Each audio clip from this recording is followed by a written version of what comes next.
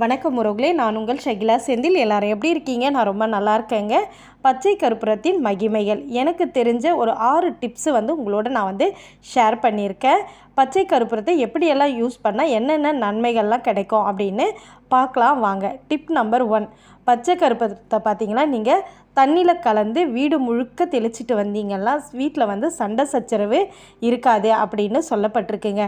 Tip number 2, கற்பூரத்தோடு சேர்த்து நம்ம தீப ஆராதனை காட்டுவோம் இல்லைங்களா, சாமிக்கு நார்மல் கற்பூரம், அதோடு நீங்கள் இந்த பச்சை கற்பூரம் ஒரு துண்டு வச்சு நீங்கள் தீப ஆராதனை காட்டும் பொழுது நம்ம வீடு முழுக்க தெய்வீக சக்தி அதிகரிக்கும் அப்படின்னும் சொல்லப்பட்டிருக்குங்க.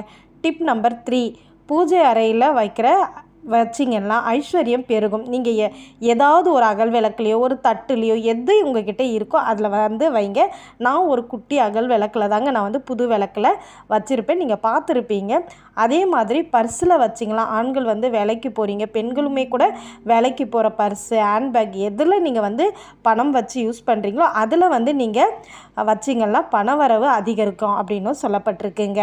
டிப் நம்பர் 4 பார்த்திங்களா, சாம்பிராணி தூபம் போடுவோம் இல்லைங்களா நம்ம வீட்டில், வெள்ளி, செவ்வாய், பௌர்ணமி, இந்த மாதிரி நம்ம எப்போல்லாம் டெய்லி போட்டாலும் நல்லது. இந்த மாதிரி நாட்களில் பச்சை கற்பூரம் சேர்த்து கொஞ்சம் காட்டினீங்களா வீட்டில் இருக்கிற அந்த எதிர்மறை ஆற்றல் விலகுங்க. நம்ம கூட சொல்லுவோம் இல்லைங்களா, என்னென்னே தெரியல நல்லா தான் இருந்தோம், திடீர்னு இப்படி ஆயிடுச்சு அப்படின்னா நம்ம வீட்டில் ஏதோ ஒரு கண்திருஷ்டி எதிர்மறை ஆற்றல் இருக்குது அப்படின்றது எழுதிக்கோங்க.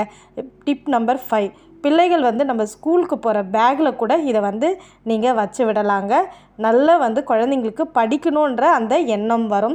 இது நீங்கள் நிறைய நம்ம பார்த்துருப்போம். ஆன்மீக ரீதியாகவும் சரி, இது ரொம்பவே நல்ல ஒரு விஷயம். அதே மாதிரி நமக்கு மைண்டுமே இந்த பச்சை கற்பூரத்துடைய வாசனை நல்லாயிருக்கும். அதுக்காக தான் ஸ்கூல் பேக்கில் வைக்க சொன்னேன். டிப் நம்பர் 6 பார்த்திங்கன்னா, கொஞ்சம் உப்பு, மஞ்சள், பச்சை கற்பூரம் சேர்த்து மஞ்சள் துணியில் நீங்கள் முடிஞ்சு நிலவாசலில் கட்டினீங்கன்னா கண் திருஷ்டி விலகுங்க. இந்த மாதிரி நான் நம்மளுடைய நிலவாசலில் கட்டி வச்சுருப்பேன், நீங்கள் பார்த்துருப்பீங்கன்னு நினைக்கிறேன். இந்த 6 விஷயமும் உங்களுக்கு பிடிச்சிருந்தா கண்டிப்பாக செவ்வாய், வெள்ளி, பௌர்ணமி நான் சொன்ன மாதிரி அமாவாசை அன்னைக்கு கூட செஞ்சு பாருங்கள். செஞ்சுட்டு என் கூட உங்கள் கமெண்ட்ஸை ஷேர் பண்ணுங்கள். தேங்க்ஸ் ஃபார் வாட்சிங்.